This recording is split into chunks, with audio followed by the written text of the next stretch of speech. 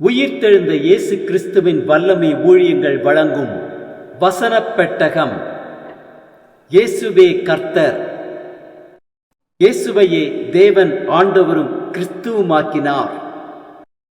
இயேசுவே ராஜாதி ராஜா, கர்த்தாதி கர்த்தா. கிறிஸ்துவே மரித்தோர் மேலும் ஜீவனுள்ளோர் மேலும் ஆண்டவர். கிறிஸ்துவே போதகரும் ஆண்டவருமாயிருக்கிறார். வசனப் பெட்டகத்தின் இன்றைய தின கருப்பொருள்: திக்கற்றவர்கள். நான் உங்களை திக்கற்றவர்களாக விடேன், உங்களிடத்தில் வருவேன். திக்கற்றவர்களை குறித்ததான வேத வசனங்களை பார்க்கலாம். யாத்திரையாகமம் 22:22 வாசிக்கிறோம், விதவையையும் திக்கற்ற பிள்ளையையும் ஒடுக்காமல் இருப்பீர்களாக. உபாகமம் 10:18 வாசிக்கிறோம், அவர் திக்கற்ற பிள்ளைகளுக்கும் விதவைக்கும் நியாயம் செய்கிறவரும் அந்நியன் மேல் அன்பு வைத்து அவனுக்கு அன்ன வஸ்திரம் கொடுக்கிறவருமாயிருக்கிறார். உபாகமம் 24:17 வாசிக்கிறோம், நீ அந்நியனுடைய நியாயத்தையும் திக்கற்ற பிள்ளையின் நியாயத்தையும் புரட்டாமலும் விதவையின் வஸ்திரத்தை அடகாக வாங்காமலும் இரு. உபாகமம் 27:19 வாசிக்கிறோம், பரதேசி, திக்கற்றவன், விதவை ஆகிய இவர்களுடைய நியாயத்தை புரட்டுகிறவன் சபிக்கப்பட்டவன். சங்கீதம் 10:18 வாசிக்கிறோம், மண்ணான மனுஷன் இனி பலவந்தம் செய்ய தொடராதபடிக்கு தேவரே திக்கற்ற பிள்ளைகளுக்கும் ஒடுக்கப்பட்டவர்களுக்கும் நீதி செய்ய உம்முடைய செவியை சாய்த்து கேட்டருளுவீர். சங்கீதம் 68:5 வாசிக்கிறோம், தம்முடைய பரிசுத்த வாசஸ்தலத்தில் இருக்கிற தேவன் திக்கற்ற பிள்ளைகளுக்கு தகப்பனும் விதவைகளுக்கு நியாயம் விசாரிக்கிறவருமாயிருக்கிறார். சங்கீதம் 82:3 வாசிக்கிறோம், ஏழைக்கும் திக்கற்ற பிள்ளைக்கும் நியாயம் செய்து சிறுமைப்பட்டவனுக்கும் திக்கற்றவனுக்கும் நீதி செய்யுங்கள்.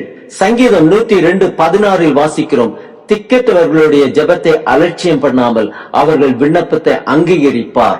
சங்கீதம் 146:9 வாசிக்கிறோம், பரதேசிகளை கர்த்தர் காப்பாற்றுகிறார், அவர் திக்கற்ற பிள்ளையையும் விதவையையும் ஆதரிக்கிறார், துன்மார்க்கரின் வழியையோ கவிழ்த்து போடுகிறார்.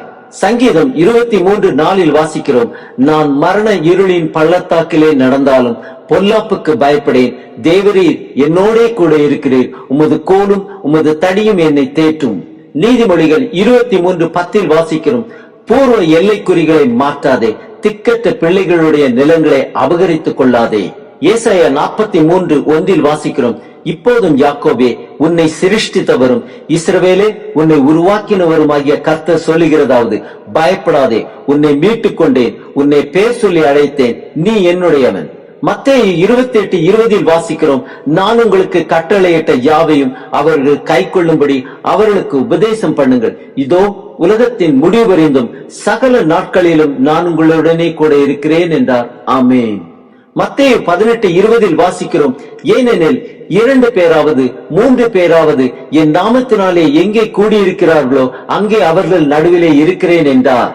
யோவான் 14:3 வாசிக்கிறோம், நான் போய் உங்களுக்காக ஸ்தலத்தை ஆயத்த பண்ணின பின்பு நான் இருக்கிற இடத்திலே நீங்களும் இருக்கும்படி நான் மறுபடியும் வந்து உங்களை என்னிடத்தில் சேர்த்துக் கொள்வேன். யோவான் 14:27 வாசிக்கிறோம், சமாதானத்தை உங்களுக்கு வைத்து போகிறேன், என்னுடைய சமாதானத்தையே உங்களுக்கு கொடுக்கிறேன், உலகம் கொடுக்கிற பிரகாரம் நான் உங்களுக்கு கொடுக்கிறதில்லை, உங்கள் இருதயம் கலங்காமலும் பயப்படாமலும் இருப்பதாக. யோவான் 14:16 வாசிக்கிறோம், நான் பிதாவை வேண்டிக் கொள்ளுவேன், அப்பொழுது என்றென்றைக்கும் உங்களுடனே கூட இருக்கும்படிக்கு சத்திய ஆவியாகிய வேறொரு தேற்றரவாளனே அவர் உங்களுக்கு தந்தருள்வார். யோவான் 16:33 வாசிக்கிறோம், என்னிடத்தில் உங்களுக்கு சமாதானம் உண்டாயிருக்கும் பொருட்டு இவைகளை உங்களுக்கு சொன்னேன், உலகத்தில் உங்களுக்கு உபத்திரவம் உண்டு, ஆனாலும் திடன் கொள்ளுங்கள், நான் உலகத்தை ஜெயித்தேன் என்றார். எபிரேயர் 2:18 வாசிக்கிறோம், ஆதலால் அவர் தாமே சோதிக்கப்பட்டு பாடுபட்டதினாலே அவர் சோதிக்கப்படுகிறவர்களுக்கு உதவி செய்ய வல்லவராயிருக்கிறார்.